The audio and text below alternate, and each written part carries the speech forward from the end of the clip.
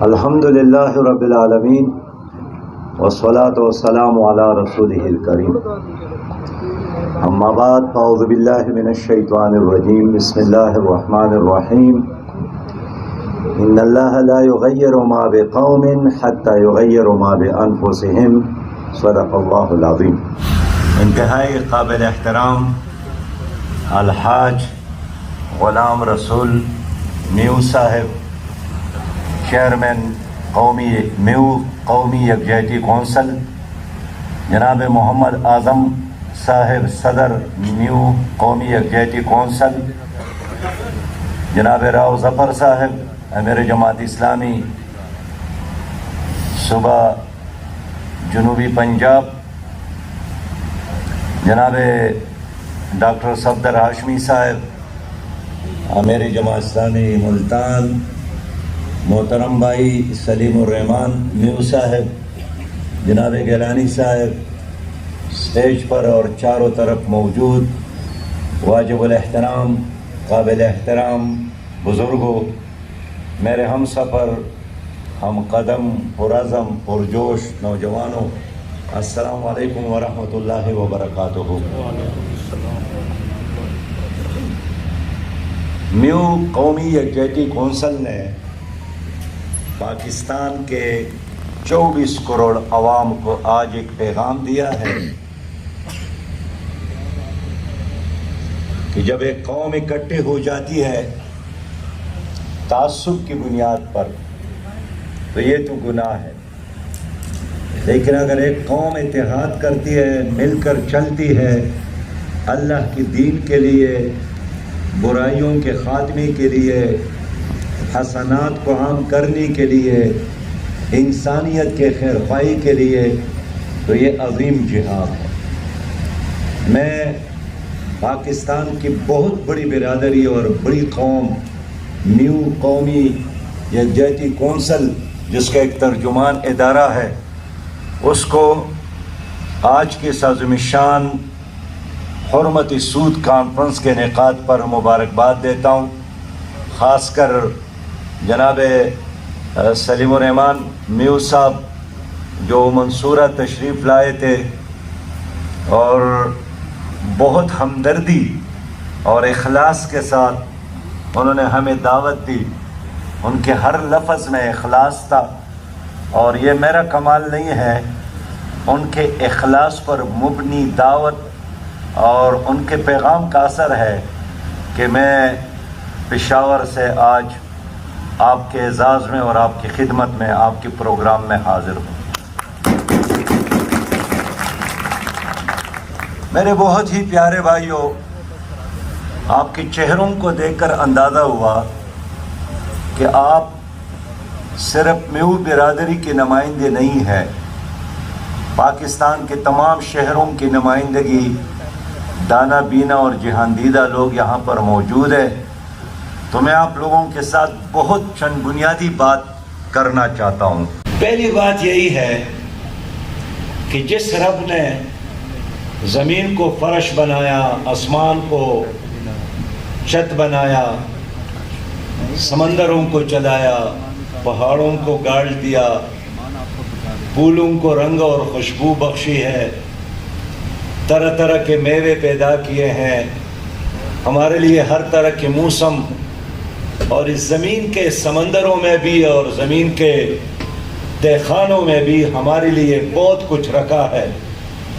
تو اس خالق اور مالک نے ہمیں صرف گندم اور مکئی اور چاول اور سیب اور پھل سے نہیں نوازا، ان تمام نعمتوں سے بڑی نعمت ہے وہ دینی اسلام کی صورت میں، ایک نظام کی صورت میں، جس کے بارے میں قرآن نے فرمایا کہ وَأَتْمَمْتُ عَلَيْكُمْ نِعْمَتِي، یہ تمام نعمتوں سے بڑھ کر نعمت ہے۔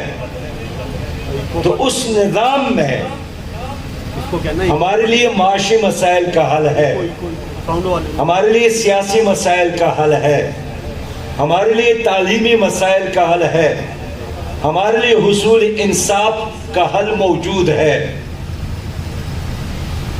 آج اگر یہ مغربی دنیا، امریکہ، یورپ ہمارے دین کے خلاف ہے، ہمارے مذہب کے خلاف نہیں، اس لیے کہ خود برطانیہ میں ہزارہا مساجد ہمارے لوگوں نے بنائے ہیں، انہوں نے مخالفت نہیں کی کہ پڑھو نمازیں۔ جرمنی میں مساجد ہے، فرانس میں مساجد ہے، امریکہ میں مساجد ہے، چائنا میں مساجد ہے، ماسکو میں مساجد ہے، اور ہمارے بہت سارے لوگوں نے چرچز خرید کر مساجد بنائے ہیں، اور اس معاہدے پر حکومت کا دستخط بھی ہے۔ یعنی حکومت منع نہیں کرتی ہے کہ آپ کسی چرچ کو خریدیں، مسجد بنا لیں، کسی سنیگاگ کو خرید کر مسجد بنا لیں، بلکہ حکومت پروٹیکشن بھی دیتی ہے۔ ہر سال ان ممالک سے حج کے لیے لوگ آتے ہیں۔ پاکستان کی حکومت حاجیوں کو جو مراد دیتی ہے، یورپی ممالک، امریکی اور بعض ممالک اور بھی اس سے زیادہ مراد دیتی ہے۔ ہر سال رمضان میں ہمارے یہاں قیمتوں میں اضافہ ہوتا ہے، لیکن خود امریکی صدر وائٹ ہاؤس میں مسلمانوں کو بلاتا ہے۔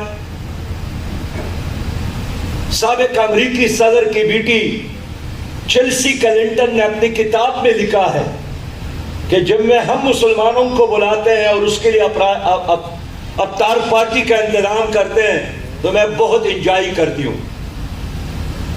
اس کا مطلب یہ ہے کہ وہ روزوں کے خلاف نہیں ہے۔ آپ روزے رکھیں، نماز پڑھیں، حج پر جائیں، نکاح جیسے چاہے کریں،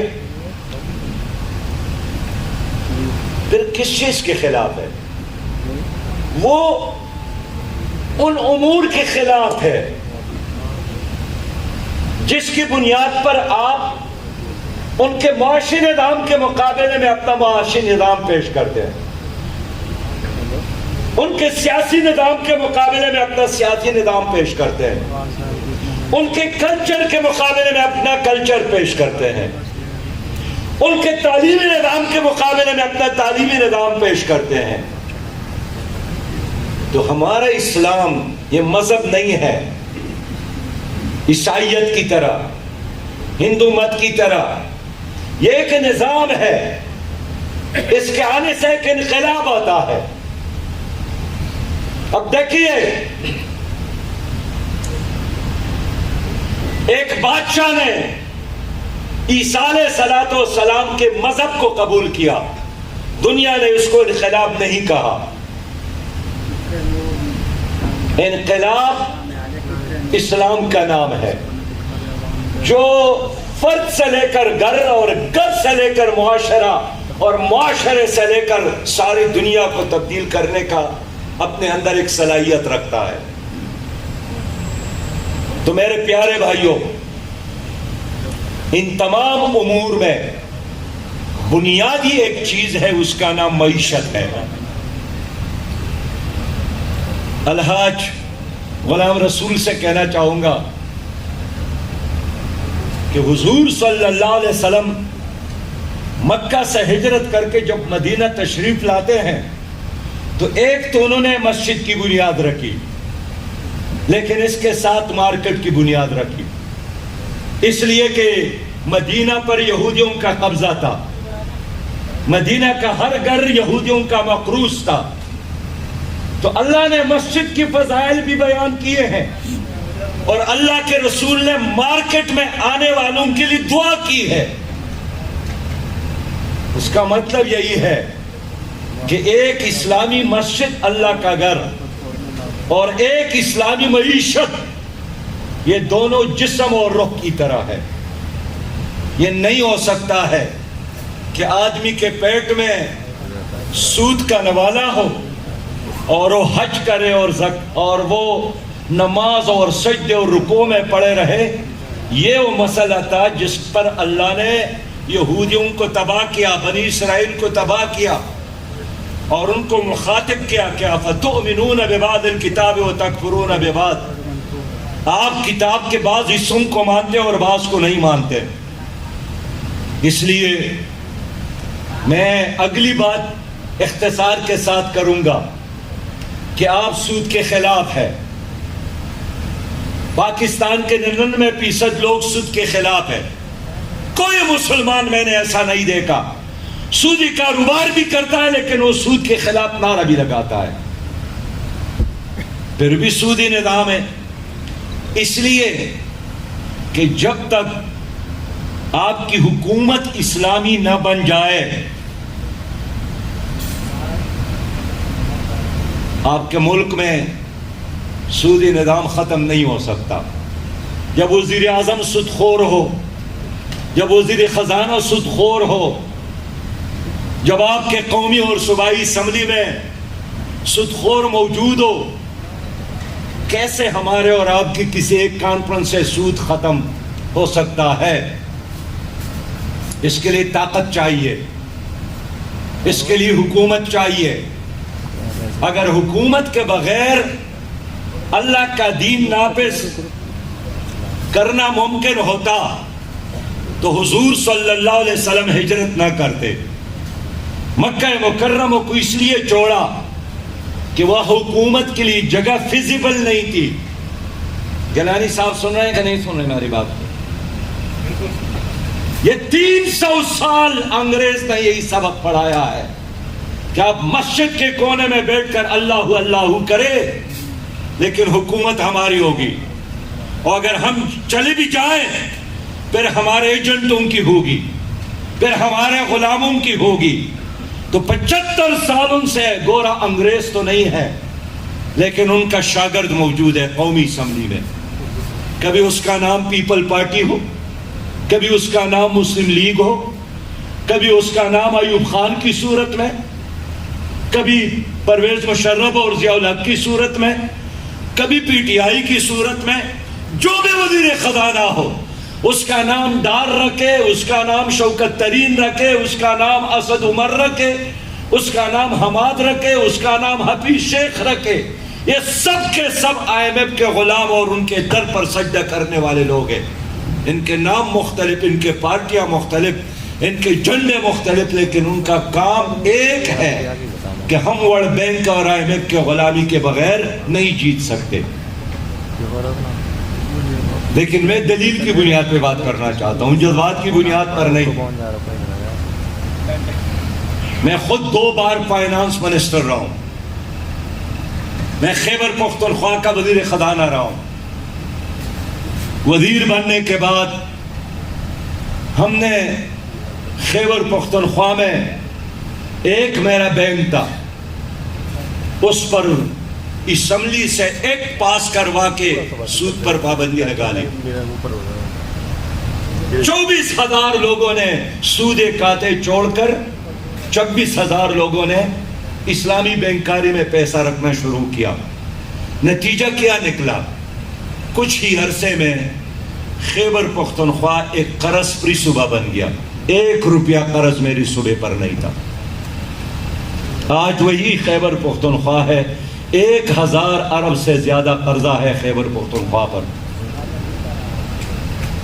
اللہ کا وعدہ ہے کہ اگر آپ لوگوں نے میرے اوپر ایمان اور یقین کر لیا، وَلَوْ أَنَّ أَهْلَ الْقُرَىٰ آمَنُوا وَاتَّقَوْا، اور مجھ سے ڈر گئے، لَپَتَحْنَا عَلَيْهِمْ بَرَكَاتٍ مِّنَ السَّمَاءِ وَالْأَرْضِ، تو آسمانوں کے رحمت کے دروازے اور زمینوں کے برکت کے دروازے تمہارے لیے کھول دوں گا۔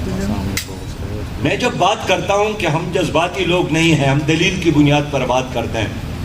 آج بہت ساری یورپی ممالک نے سودی نظام کو چھوڑا کہ یہ ظلم کا استحصال کا نظام ہے۔ خود جاپان میں شرعی سود 0 ہے، کئی ممالک میں شرعی سود 0 پہ آیا ہے اور مسلسل چھوڑ رہے ہیں۔ میں خود جرمنی گیا، جرمنی کی حکومت سے مذاکرات کیے، اور جرمنی بینک کے صدر ترگت اوزول نے مجھے کہا کہ مسٹر حق مستقبل اس نظام کا ہے جو اس مسلمانوں کے ساتھ ہے، ہماری اس روایتی بینکاری کا کوئی مستقبل نہیں ہے، مستقبل آپ کا ہے۔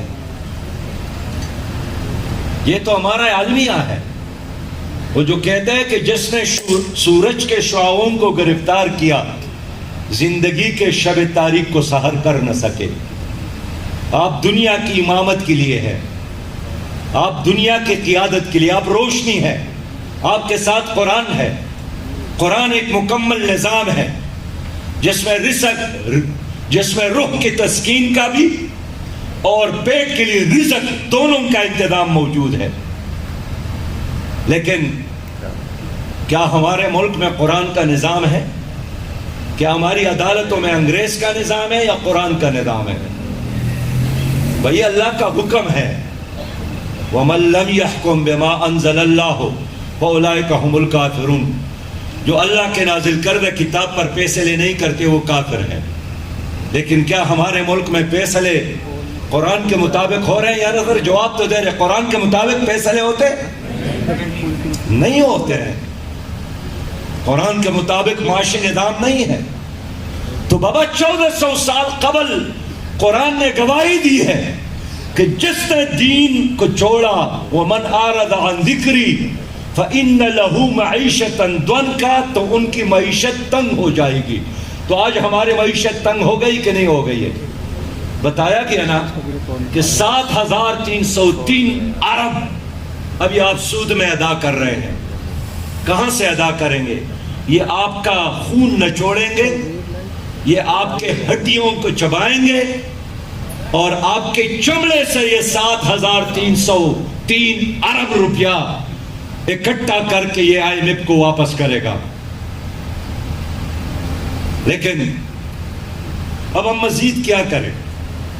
51 میں سے لے کر 2023 تک ہم نے کیس چلایا، وفاقی شرعی عدالت نے فیصلہ دیا، لیکن نہ یہ حکومت مانتی ہے جس کا نام PDM ہے، نہ PTI والے مانتے تھے، نہ پیپل پارٹی والے مانتے تھے، نہ پرویز مشرف مانتا تھا۔ ان کا وکیل بھی ایک تھا، ہم بھی جاتے تھے، ان کا وکیل بھی آتا تھا۔ ان کا ایک ہی دلیل تھا کہ سود کے بغیر پاکستان نہیں چلتا۔ آئین کا تقاضا ہے کہ ربا نہ ہو، وفاقی شرعی عدالت کا فیصلہ ہے کہ ربا نہ ہو، سود نہ ہو، اسلامی نظریاتی کونسل کی سفارش ہے کہ سودی نظام نہ ہو۔ 1948 میں قاضی اعظم کا آرڈر ہے اسٹیٹ بینک کے گورنر کو کہ سودی نظام ختم اور اس کا متبادل اسلامی بینکاری اور اسلامی معیشت کی طرف چلے۔ کسی نے قاضی اعظم سے پوچھا پاکستان بنا رہے ہو، نظام کیا ہوگا؟ انہوں نے کہا کون سا نظام؟ نظام تو 1400 سال قبل اللہ نے ہمیں دی ہے، اس کے نفاذ کی ضرورت ہے۔ وہ بالکل کلیئر تھے، لیکن انگریز کے شاگردوں نے آپ کو اس نظام سے محروم رکھا ہے۔ میں وہ برادری سے درخواست کرتا ہوں، ہم یہ جنگ لڑ رہے ہیں، لیکن میں اعتراف کر رہا ہوں کہ اس جنگ میں غلام رسول صاحب ہم اکیلے ہیں۔ ہمیں آپ لوگوں کی تعاون کی ضرورت ہے، ہمیں آپ لوگوں کی سرپرستی کی ضرورت ہے، ہمیں آپ لوگوں کی ضرورت ہے کہ ہم مل کر اس نظام کو مجبور کر لے کہ سودی نظام کے حوالے سے آئین، اسلامی نظریات کونسل، وفاقی شرعی عدالت کے فیصلوں پر عمل کرے۔ اب وفاقی شرعی عدالت نے کہا ہے کہ 1 جون 2022 کو تمام قوانین سے انٹرسٹ کا لفظ ہی نکالے، لیکن کون عمل کرے؟ میں نے خود نبی مہربان صلی اللہ علیہ وسلم کے قبر مبارک کے قریب نواز شریف صاحب کو پکڑا اور ان سے 2 وعدے لیے تھے۔ اس وقت وزیر اعظم تھے کہ پاکستان میں سودی نظام ختم کرو اور اوریانی اور فحاشی پر پابندی لگا دو۔ اللہ کا گھر تھا، مسجد نبوی، نبی مہربان صلی اللہ علیہ وسلم کے بالکل قبر مبارک کے قریب، مغرب کا وقت تھا۔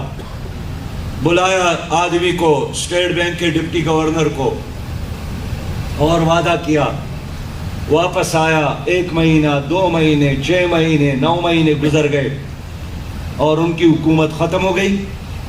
ان میں سے کسی وعدے پر عمل نہیں کیا. اس لیے اب آخری بات یہی ہے کہ کرنا کیا ہے. وہ بڑی اچھی بات کی میرے پیارے بھائی نے, آپ کا نام کیا ہے, لیاقت علی صاحب نے, کہ ہمیں انفرادی طور پر بھی جہاں سود کی بدبو ہو وہاں سے دور رہنا چاہیے, جہاں سود کا دھواں ہو اس طرف نہیں جانا چاہیے, جہاں سودی کاروباری ہو اس کے ساتھ دوستی نہیں کرنا چاہیے. لیکن یہ ایک انفرادی عمل ہے. اب نواز شریف نے ایک فیصلہ کیا ہے کہ جمعے کی چھٹی پر پابندی ہے. بابا کوئی مولوی بھی ہے, عالم بھی ہے, حاجی بھی ہے, غازی بھی ہے, ہم 24 کروڑ عوام ہیں, جب تک حکومت اس آرڈر کو واپس نہ لے ہم سب مجبور ہیں. جمعے کی چھٹی ہے نہیں ہے, دفاتر کھولے, اسکول کھولے, کالجز کھولے, ہر چیز کھولے. فیصل آباد کے لوگ اب بھی چھٹی کرتے ہیں, بازار کے لوگ, ملتان کے بارے میں علم نہیں ہے, یہاں جمعے کو آپ چھٹی کرتے ہیں, شاباش دیتا ہوں. لیکن اسکول تو کھلے ہوتے ہیں, یونیورسٹی تو کھلی ہیں, کاروبار تو چلتا ہے. اب میں نے اس سنت میں یہی پوچھا کہ آپ مجھے بتائیں کہ جمعے کی چھٹی پر پابندی لگا کر آپ لوگوں کی معیشت بہتر ہو گئی یا تباہ ہو گئی؟ تباہ ہو گئی. حال یہی بتا رہے تھے کہ ہماری معیشت کے لیے ضروری ہے کہ جمعے کی چھٹی کو ہم ختم کریں. بابا چابی جو ہے وہ اسلام آباد میں ہے. حکومت کے بغیر آپ اجتماعی معاملات میں کروڑ بار بھی چاہے کوئی انقلاب تبدیلی نہیں لا سکتے. اس لیے اگر آپ لوگ یہاں پر موجود ہیں, میو قوم سے اپیل کرنے آیا ہوں, آپ کی خدمت میں حاضر ہوں, اتمام حجت کر رہا ہوں کہ اس جنگ کو اگر آپ جیتنا چاہتے ہیں تو اپنے اپنے علاقوں سے ان لوگوں کو قومی اسمبلیوں اور صوبائی اسمبلیوں میں بھیجیں جو آپ سے وعدہ کرے کہ میں جا کر وہاں سود کو ختم کرنے کے لیے بل لاؤں گا, میں سود کو ختم کرنے کے لیے وہاں آواز اٹھاؤں گا, جو لوگ سود کے خاتمے کے لیے جہاد کر رہے ہیں میں ان کا ساتھ دوں گا.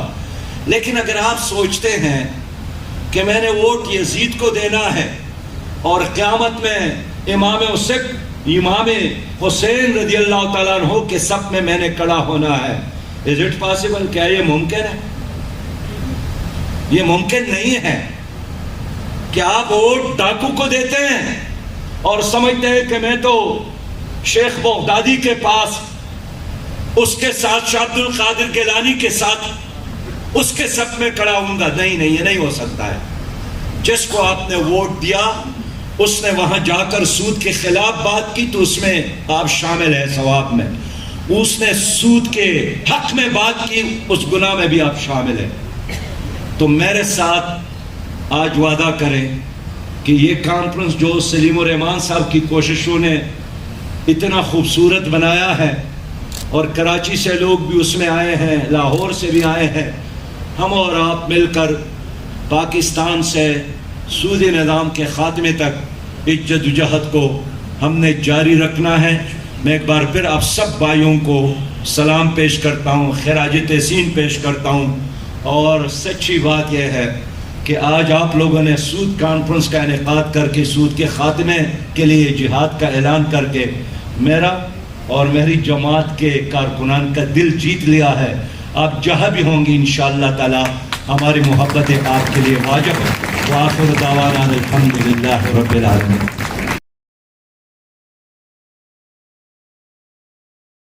سارا لگاؤ مل کے نعرہ پاکستان زندہ باد, سارا لگاؤ مل کے نعرہ پاکستان زندہ باد.